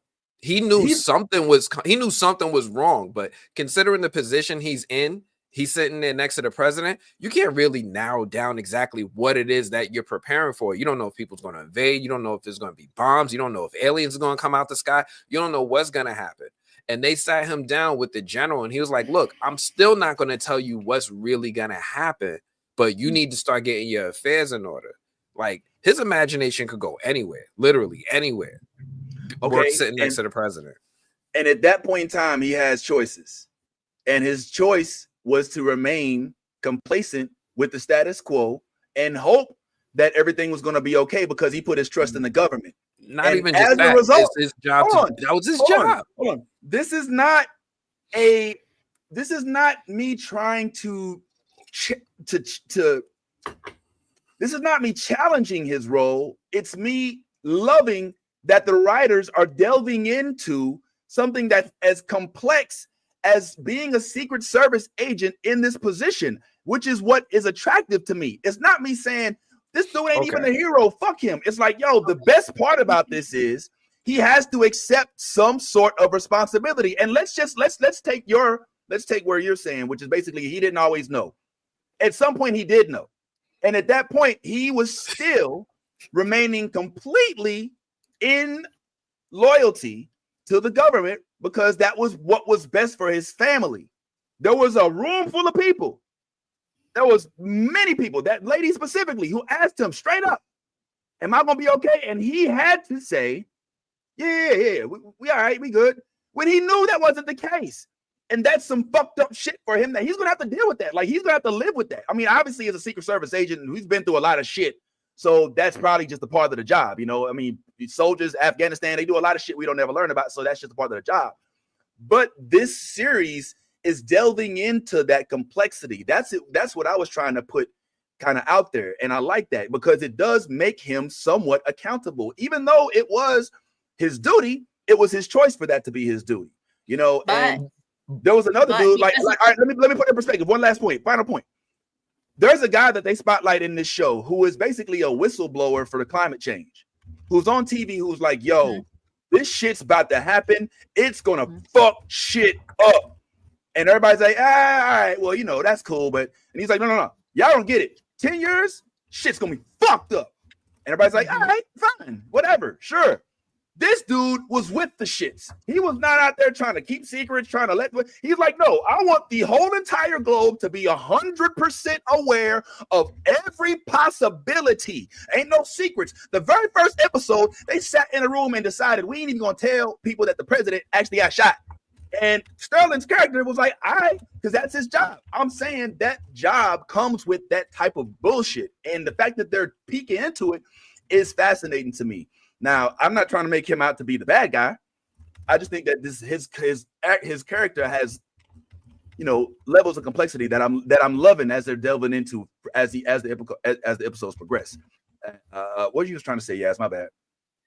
Sorry. I was just trying to say, like, I think because of the complexities of, you know, his job, the nature of it and everything, like, he's starting to, as everything's unraveling with Cal and when he's learning about Sinatra and how, you know, basically, you know, he's been doing his job, but there's been things that he's not been aware of, and they've been very corrupt under his belt, especially with, you know, his best friend and, you know, the people that are involved. So now that things are unraveling, I think that Xavier is on this journey right now to redemption for you see what I'm saying? Like those things that he couldn't do or say, you see what I'm saying? Because he was guarded by the, you know, I mean, if you really think about it, he's on an NDR, if you really think about it, you know what I'm saying? He can't disclose that shit. He'll go to fucking jail. Like, you know what I mean? He'll go to jail, get court-martialed, or fucking killed. He's legally binded by not being allowed to tell that shit, Vince. So, like, you have to understand that from a legal standpoint as well. It's not that it's his job, his duty is he is legally bound to not tell this shit, or he will literally end up in fucking Guantanamo Bay at best. You see what I'm saying? So from the other foot, yes, he has been involved and complicit without knowing in certain things. And this is why he's trying to open the eyes of everybody in the colony to, like, they're fucking lying to us.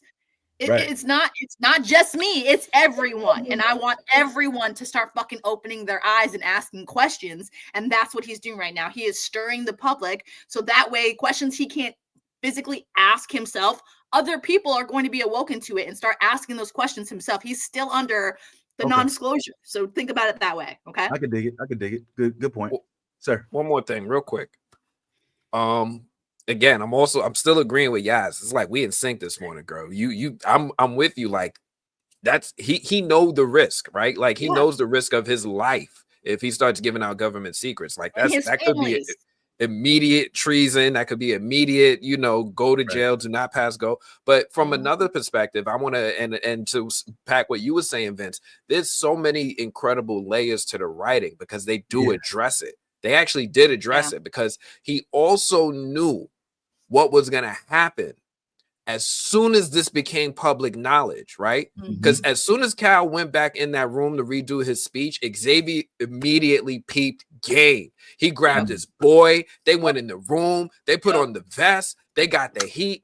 The rookie didn't even know what was going on. He was lost. He was trying to keep up, but Xavier is so smart. He's so skilled in his role that he knew the consequences if he just slipped up, even to a close friend that he knew. He knew the consequences and how dangerous that situation really was because people didn't make it out the Oval Office alive, right? Some people got murked. Yes, they did. Right? So he knew. He's like, look, I'm going to try to help you as best as I can, but I have to stay in the confines of the safety of the most amount of people as possible, especially the president.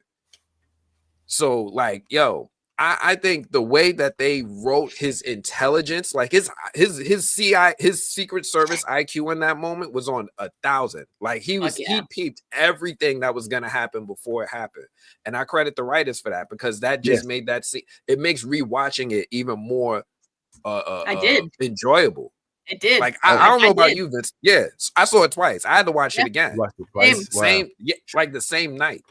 Yeah, same. Wow. It was so good. I was like, damn, this is so fucking good. Like, God, chef fucking kiss. Oh my God. The writing, the feels, like what the, and I'm sorry, but how they left the fucking episode left me on my goddamn seat. Like, I was like throwing the remote, like, what the fuck? Yeah, like, bro.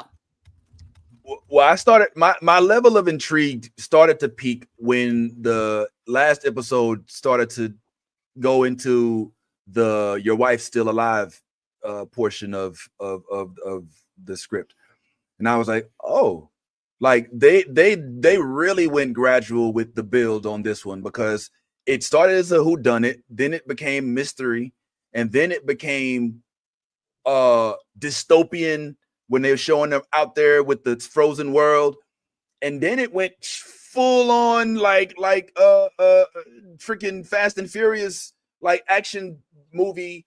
I was like, whoa, is this Hulu? Is this the right show? And I'm going to give it the credit. Like the build is ridiculous, and I mean, I think that is a token of I think that is an indication of good writing. Like I said, for the shows that I've started off hating and ended up loving, I think that just goes to the genius of the writer and the level of intellect that they perceive their audience to have. My man. Do you think Sinatra was telling the truth? Oh, well, about the wife being alive, possibly? All of that. Yeah. Well, I would assume that there was a hint of truth after she played the voices on the walkie-talkie. But there could be AI. I don't know what that, but it sounded, I do think, because whose flashback were we operating under? Hers, right? When she went into how he was not going to launch the missiles, but decided to rather basically launch a global EOD. EMP. EMP, EOD. KOD. I'm thinking diamonds right now. So I think that if that's her flashback, then is it? I mean, she has to be telling the truth, right? No, I think she's cunning as fuck. I actually love her character. I mean, Sam is like one of those, like, I love her, but I can't stand her because she's so good at her acting and her character, and like she's like that Bond villain that you just love to hate. I just wanna smack her sometimes. Like, she gets me so mad. Why? Why? Because she's so good. She's so. I mean, what has she done to make you want to smack her? Because it's her facial expressions. Like, it's like she has no, like, she's like a robot. She just always with that look on her face, and it makes me want to fucking smack her every time. Like, when she's diabolical, she has this certain look on her face, and then when she said, "Oh, maybe I am a monster," that look, I just want to snatch the fucking hair off that bitch. When she said that, I was just like, oh my god, like, oh, maybe you are, oh, haha, the fucking kettle calling the pot black, bitch. It was, dude, telling you. The writing is amazing. Like, Sam, like, and her whole backstory on her becoming the Bond villain basically it's amazing. Like, I'm not, oh god, and it tugs at all the fucking heartstrings as well, because like we just had, you know, mental health and cosplay on, so that, like, that, you know what I'm saying, like, that took me back, and I was just like, wow, this is crazy. Like, you know, and it really shows you, you know, like, there's two sides to every, you know what I'm saying? Like, everybody can choose to be good or bad from these situations. And you know what I'm saying? Like, Sam just she was like, fuck it. Let's do this shit. It's either all or nah. And you know, we already know what nah does. So just saying, she got snipers at the ready. But I think for me, what sold me like the best on this, like, I was already sold, but like what really, like, the thing that surprised me the most, I think, was the episode with Billy when he died. That shit, that caught me. Billy is his friend. Boy? No, nah, the other Secret Service agent, the one that was watching his kids. Oh yeah. That did kind of raise my. I was like, damn. So they set him up, and yeah, that was unpredictable. I was like, all right, they going there. Okay, 10-4. It is, yeah, and I mean, it was a little predictable, but it wasn't. I knew he was going to die. I just didn't know it was going to be by her hands. You know what I'm saying? And then can we talk about, hold on, since we're on this topic, can we talk about how motherfucking convincing that bitch was when she found the body with fucking Collins? Oh my god, I wanted to come to the screen, and I was like, this why we don't trust him. This is shit. My husband was literally floor. You're like, bitch, what the fuck? Like, he had to pause it because I was like, that's the shit I'm fucking talking about. Look at that shit.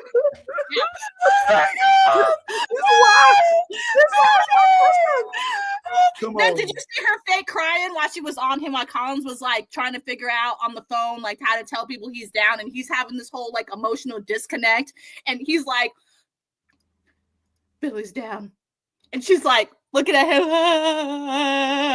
that fake crying ass bitch. Oh my god, all I want to do is eat ice cream and just go into a corner and be sad, bitch. Yo, but that's good act. No, the fact that the acting has you so angry. I was so mad. is good, man. I mean, it's given a lot. Do a couple things if it's okay, real quick.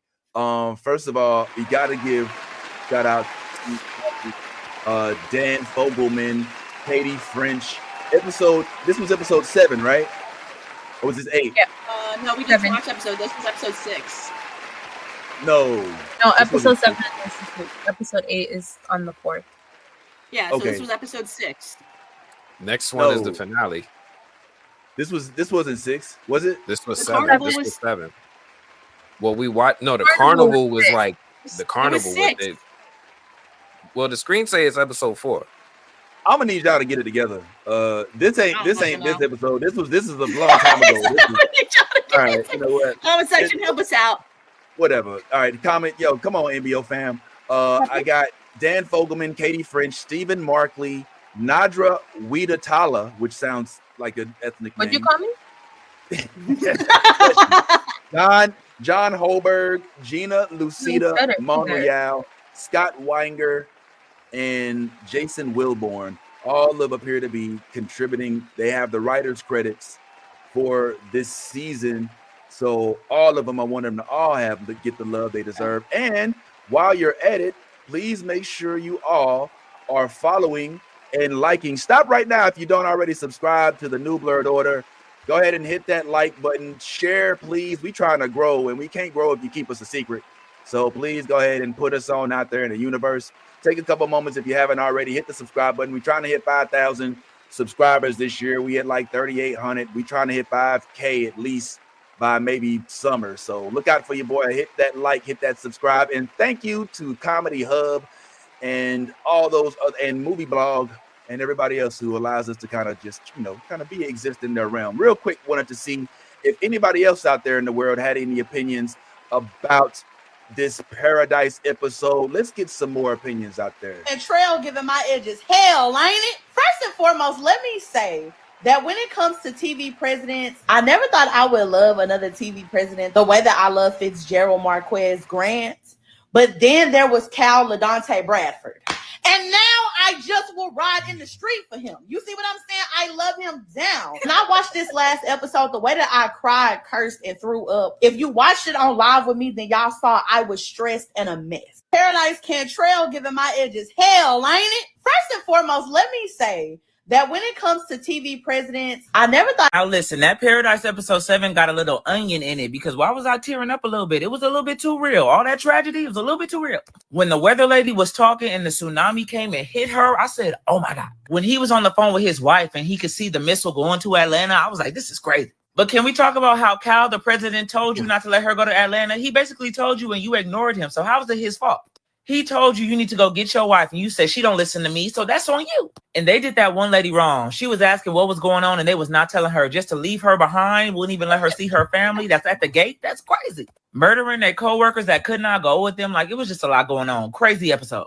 And I don't care what nobody says. Sinatra would have been dead because my wife been alive this whole time playing hide and go seek looking for me, and you never said nothing to me. And now all of a sudden you want to play voice recordings out of your iPhone? Like, you're crazy. And she got the daughter. Like, this is too much. Do y'all think the wife is alive? I don't know. Like, I feel like she lying. I can't believe it's only one more episode. And Sterling K. Brown, you are amazing. Now listen, that Paradise episode 7 got a little. Episode 7 is one of the most intense episodes of television that I've ever watched in my entire life. I don't think I took a breath for 57 minutes. This show continues to amaze me week after week. And this episode... I can't even form thoughts. Episode 7 is one of the most intense episodes of television that I've ever watched in my hands down, the best episode of TV I've seen in years. And I'm not exaggerating. I went through all the motions. It felt like I was there. If you're not watching Paradise on Hulu, what the fuck are you doing? Because you need to be.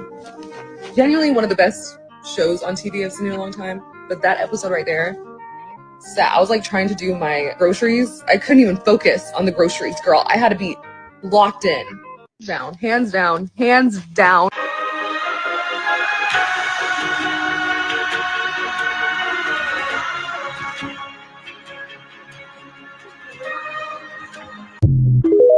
This episode was giving, is this play about to be about us? The penultimate episode of Paradise came out last night, and y'all, this is the Emmy episode you submit for your actors come award season. Everybody deserved an Emmy. I gotta hide the pew pew so my video doesn't get flagged. Sterling K. Brown, get your Emmy speech ready. That was acting, brother. This is probably your best performance I've ever seen. I've been with you since Army Wives, bro. I'm so proud of you. He tried to call Terry that last time. I knew it was the last call. Oh my God. Now back to Xavier. Sir, please don't fall for the BS. Also, you gotta lay off Cal. It's not his fault that you can't tell your wife no. This episode was giving, is this play about to be? Holy shit, what an episode. What an episode this week for Paradise. Episode 7, the penultimate episode of season 1 has dropped, and my mind is blown as we got a flashback to the day everything happened, and it was absolutely incredible. Holy shit, what an episode. What an episode this week for Paradise. Paradise episode 7. Why are y'all doing this to us? Why Sterling K. Brown? Y'all, this man is acting his tail off. Do you hear me? Paradise episode 7. Why are y'all doing this to us? Why Sterling K. Brown? Y'all, this man is acting his tail off. Do you hear me? Shout out to, Paradise episode 7. Shout out to everybody who was listed there. It appears obviously this is a Paradise site, so, but this content would not be accessible if the show was trash. So, do y'all agree that this is on the way to winning some awards? Do we think Sterling K. Brown might walk away from this with a best TV acting performance, possibly best scene in a TV series? Who knows? Are we looking at possibly Sinatra, best supporting actress? What are we thinking here? What's the vibes on the award scene? It's too early. I mean, for so far, I can say so far, like as of like everything that's out on TV right now, yeah, they in the front, but they got a long year ahead of them of stuff coming out that they got to still hold that spot down. It's possible though. I saw Dune do it. Dune came out in like March. They was able to hold it down as like a early contender, early front leader. But we'll see what happens with this. Yeah, I think the show is gonna do numbers like Shogun did. Like the cast is gonna like it's gonna hit, honestly, because this was definitely some. If they don't get an awards, we'll fucking riot. You heard it here today. All I'm saying, because Sinatra. I mean, I hate to love her, but she definitely needs a supporting role. Sterling K. Brown, he needs his flowers for this because his shit has been crazy. I mean, the actor that plays Cal, he definitely does, because wow, like the argument between them when he was just like, if you don't want to get on the fucking plane, there's 8 million people in the fucking world that'll take your seat. And he was just like that shit was, he got me there. I was like, yeah, nigga, I'm getting on the fucking plane. Okay, my wife is gone. Like, I gotta tend to my kids. Like, he like gave him a verbal bitch slap. So, I mean, this show had some moments where I will be surprised if they don't get any awards, to be honest with you. I mean, I know it's still early, but whew, I'm ready for season 2. When the fuck is it coming out? Wow. Yeah. Well, damn. Well, season 2, it's on the way. Old boy did do the reveal. We showed it to you a little earlier, where he basically turns his hand over and says, "Oh yeah, by the way, season 2 is already here." And you see how he kind of threw the throwback to when old girl showed him to say, "By the way, not to get into it, but maybe next week, because we got to talk a little bit of Invincible before we start to go." But what up with the little relationship shit that popped off? Like, I mean, was that just so that people can have some sex to talk about? Was that just thrown in there just for the sake of romantic inclusion for the plot? I mean, because I don't see the point. They're like the daughter. They're healing. You know what I'm saying? You go through the motions of healing. It's been 3 years since their whole life. The world has been turned upside down. Do you keep being sad, like the daughter says, or you start to heal and you start to move forward?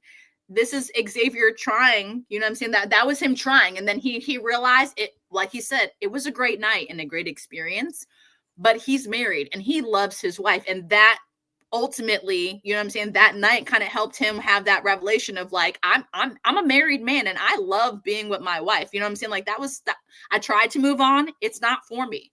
My daughter, you know what I'm saying? Like she's also trying to move on. You know what I mean? Like it's part of life. You know what I'm saying? They're trying to establish some type of normalcy. So I mean, I don't know.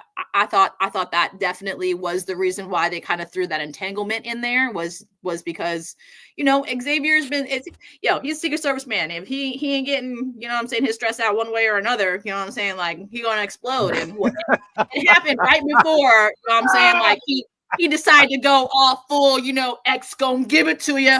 You know what I'm saying? So I'm just saying it was perfect timing. The little rendezvous, and then him hiding from her at the fucking carnival was beautiful. Like he was like, "Oh, let's go this way." Yeah. Come on, son. Look at that ride over there. Let's go. Yeah, let's go over there and get some food. And then he was like, he turned around and said, "Oh shit, she's coming towards us." Okay. Oh, hey.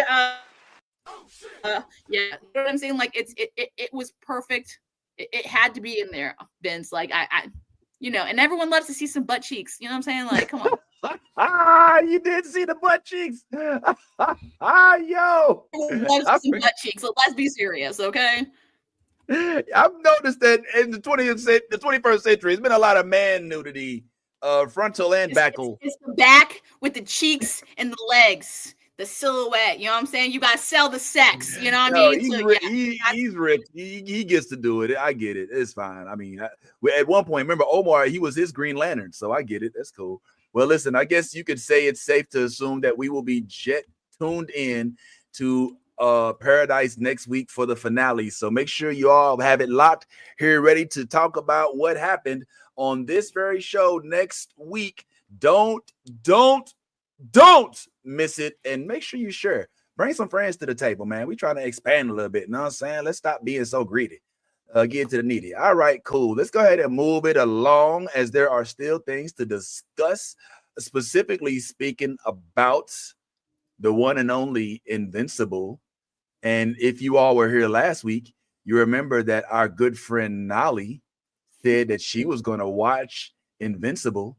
So now I think the time has come for us to unveil whether or not Nolly actually did watch Invincible. Let's see. So Nolly, did you season 3 episode. Oh, you watch season. Hold on, do it again. I gotta do it for sound effect. You watch what? Up to season 3. You watched up to season 3? Oh, that's great! Hey. Watch without me. Oh shoot, you didn't even tell your husband. Nolly didn't tell the husband. Daddy, please. Daddy, it's a job. I have to do the show. Look at you. We can watch it together. What do you mean too late? Oh my god, I have these same conversations with my husband, I swear. He's like, you cheated. So it is kind of like a low-key cheat, ain't it? So how are we feeling about the show? Did we dig it? Did we wish that we hadn't been assigned the show? I do dig it. I did roll over this morning when my husband woke up, and I was like, I was looking forward to Rex dying, but now he's still alive and I'm upset. all right. Damn. But okay, so I mean, so you know what it is? You know how like you watch things and you tie actors to a role? Like when someone plays a villain so good that you can't look at them the same after, you'd be like, I don't trust you. I don't trust you. Okay, so one of my favorite shows is The League. Oh, The League. Yeah. And so because Rex is voiced by the guy who plays Rafi, all I can hear is Eskimo Brothers in my head when he talks. And I'm like, that is hilarious. I hate this so much. That's so funny. So for me, it's the voice of like the kid from Big Mouth, like when he plays the perverted kid that's fucking the pillows.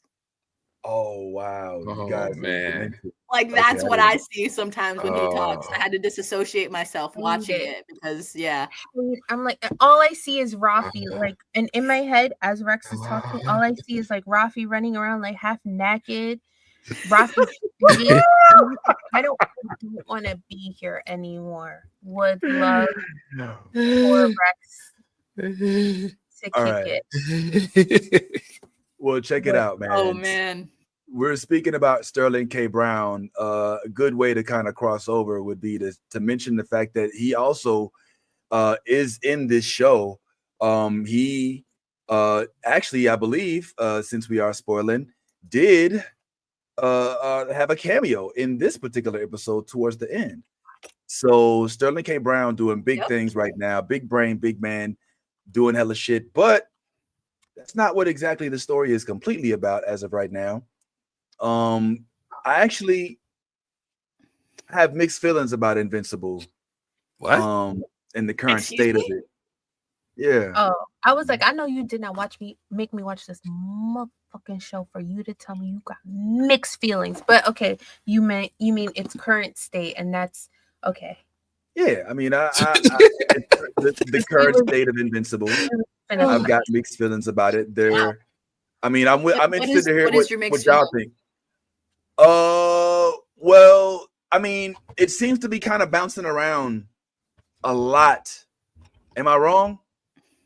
Have we really zeroed in on what the plot is right now? Is it? I mean, this last episode I didn't mind. I actually liked it. I like Aaron Paul's character. I thought that it was clever. I always like seeing the perspective of the proverbial henchman, the proverbial underdog, who has to deal with the impact of the superheroes, aftershock and after shit, kind of. I mean, that's essentially Eddie Brock. His character is he's a character who's by proximity his life gets fucked up because of Peter Parker and Spider-Man. And a lot of characters, I like watching those roles. Baxter from Ninja Turtles, shit like that, I enjoy. So I thought it was Batman v Superman. Basically, it was just the same thing. Remember how like Batman it opened up with the flashback of Zod fighting Superman, and it destroyed. Yeah, exactly. Yes. Yeah, exactly that. Except for it was because it was Batman having an issue with the fact that his building was there in Gotham, in Metropolis, excuse me, and he sat there and watched the building fall on his boy. He lost his legs and all of that, and then his boy. Remember he was at the statue of Superman, and he was like cussing him out and shit, and they wrote like false god on.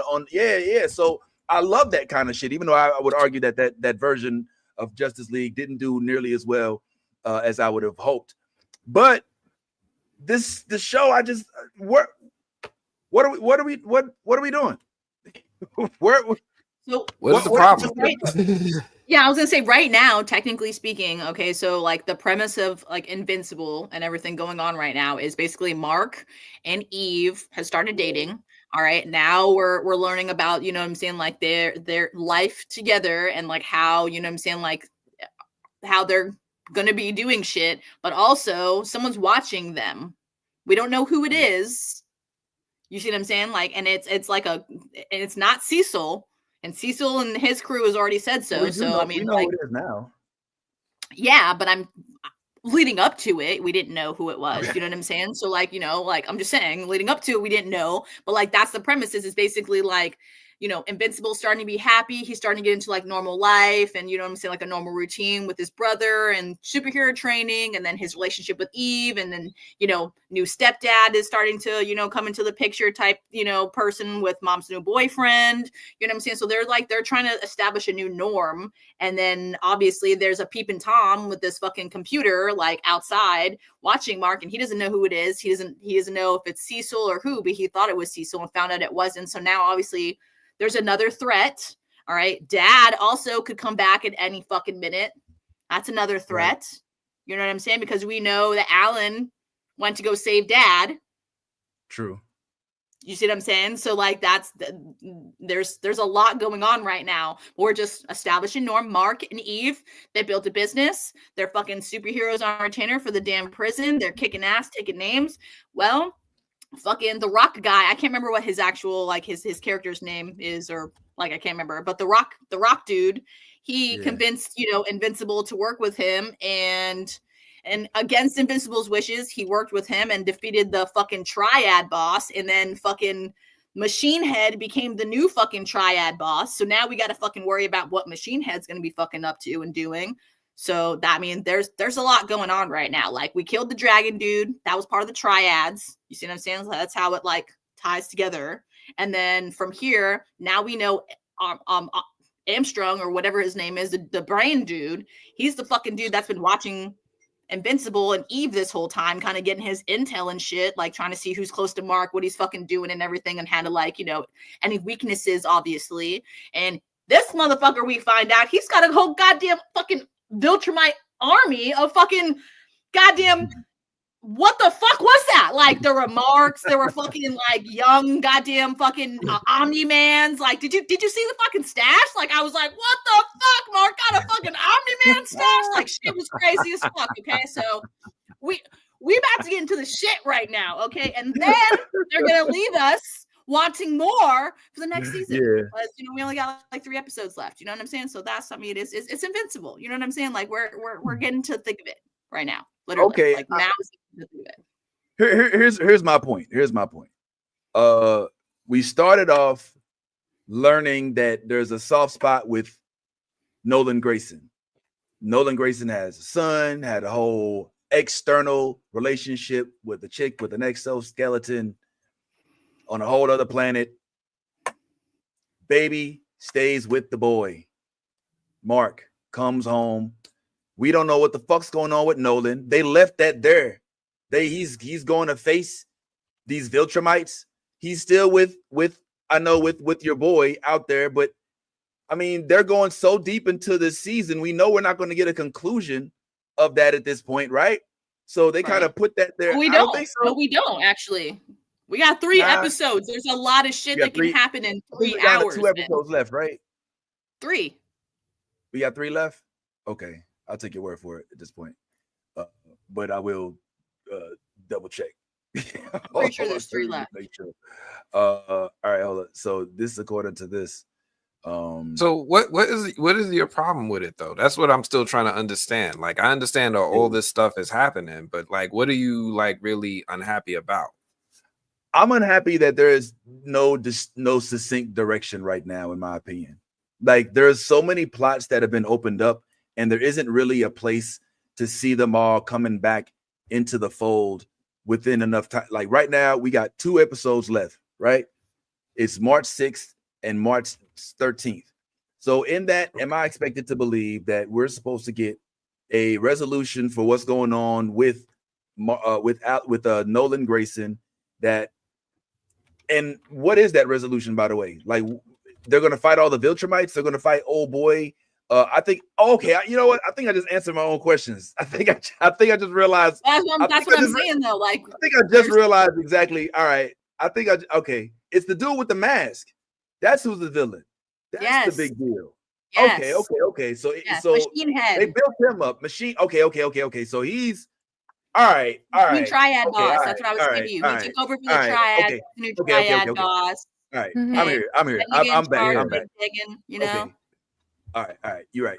Okay. All right. So the way I look at it, like every season of Invincible is like another year in the life of Mark. Like he's at a different, like season 1, my man was in high school. Season 2, he was a freshman in college. Season 3, he's a college dropout. Right? Like this story is gonna end when Mark turns into a man. And we're gonna watch his growth every step of the way. It's gonna be a slow burn. We gotta sit here and enjoy this meal. It's gonna be a buffet, right? This ain't gonna be no fast food. So and if you think about it, oh sorry, Anna, go ahead. Nah, go ahead.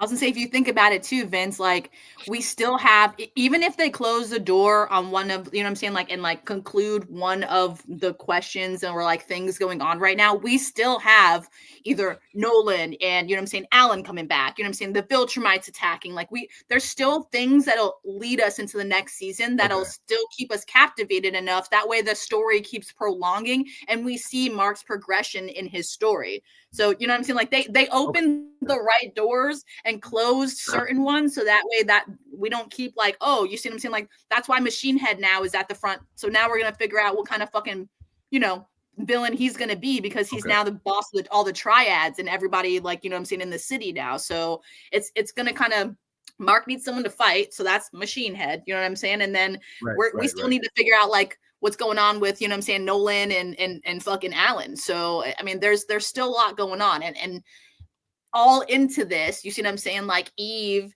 and Mark are still growing their relationship and they're training Oliver. And then did you guys like peep the fact that like they're creating a K2? What the fuck is a K2 until he's old enough? Did you guys like fucking hear that shit? Like the lab that dude was working at, they're creating some type of like other Invincible. They're like, yeah, but Invincible's our only line of defense right now in case a Viltrumite attack happens until K2 is old enough. Oh yeah, damn, good spot. I was like, wait a I fucking did see minute. that. Yeah, they test tube baby to fucking Nolan or something like that. Like, how the fuck? So yeah, I got questions. Or it's the Immortal. You know what I'm saying? Like, those are the only two technically strongest beings that they have right now, other than Invincible, that they could use to fucking kill him if you really think about it. Wow, yeah, good. Yo, I had forgot about that. He did say something about some K2. We got things coming, Vince. We just gotta be patient. Let us you're do right. through. Yeah, I did. Yeah, because I didn't. Okay, so all right. So help me with this before we get out of here. Okay. Right now, who is it that's holding Nolan and Bob, or what is his name? The Bob? Viltrumites were they? Viltrumites, right? yeah, Viltrumite But the prison right Viltrumites now. are working for. They're working in tandem with Machine Head? No, Machine Head has got his own thing that's local just to Earth. Think of it more like Kingpin and Thanos. Like they both evil, right? So the Viltrumites is sitting there ready to invade Earth because they want to colonize it. Mm-hmm. Got it. Okay. And the Viltrumites, they're waiting because they're putting Nolan on trial. Yes. No. Well, they were going to put Nolan on trial, and that's why he wasn't dead yet. But they're trying. It's going to take them a long time to get to Earth, and they're moving in such a way that they're taking their time because there's only 50 of them left. That was something that was revealed. Left. Yeah. So for whatever reason, I don't know if they can't reproduce the same way that they used to, or what happened. They don't have the technology that they had in order to keep recreating. So that there's only 50 Viltrumites, and that's why Alan has like concocted this whole plan about how they can take down the Viltrumites because there's only fucking 50 of them. Yeah. That's not what it is, man. She's focused. Calm your ass down. All right. She's making beats. I was talking about my ADHD is really bad and my mental health is in the toilet, so I'm stimming under my desk. Hey, we said leave Nolly the fuck alone is what we said. Goddamn, you do that's right. Thing. Okay, so all right. Okay, so I think it does make sense now. I mean, I guess I got wrapped up in the sentimentality of it. The first season was so violent and so action packed. There's been no, watch Nosferatu. It's on a Peacock right now. There's enough. We went there's to enough see it in the theater. Okay, well, rewatch it at home. There's enough sexual implicit content in that. I was like, what the fuck is up with this movie? So there you go. And by the way, I would like my husband to Nosferatu me. I want him to say bounce on it. Nosferatu you? Okay. Well, I'm sorry that you didn't get your kink out of the episode. But we tried, you know what I'm saying? Maybe next time. Maybe this. I mean, we were gonna talk about this. We can talk about this next week. Maybe, you know, when we speak about your boy. He looks pretty. That's Mufasa. You know what I'm saying? So you can have that to gawk at and to fill your cup on the way. That's not the gawk I'm trying to do. Oh my God, yo, you so crazy. Hey, listen, man, for everybody who tuned in, appreciate you. You know what I'm saying? We outside. Thanks. Hit that follow button, hit the like, hit the share. Share us around, man. I mean, you know, sharing is caring, you know, in a pejorative sense. Appreciate my man Ant for pulling up. Yaz, as always, breakdowns is dope as hell. Nolly pulling up, doing what she do, and you for pulling up as well in the chat. And even if you're just watching on the view shit, appreciate you. And as always, we say be yourself authentically. If you ain't being yourself, you're being fake. And if you a geek out there, go. Oh, I'm getting ADHD too. All right, I'm gonna let this last comment. All right. Oh, fam. Okay, cool. Appreciate it. Yeah, man. And if you a geek out there, go ahead, let that good old geek flag fly. Listen up. New Blerd. Oh, hold on. Can I do it again? Hey, check out New Blerd Order. They're a whole vibe. It's the newest thing on the. Sorry, let me try that again. I'm so sorry. Hey, shout out to New Blerd Order. They're a whole vibe. The funniest people, the friendliest people, and also the nerdiest people you ever see. And they're black. Check them out.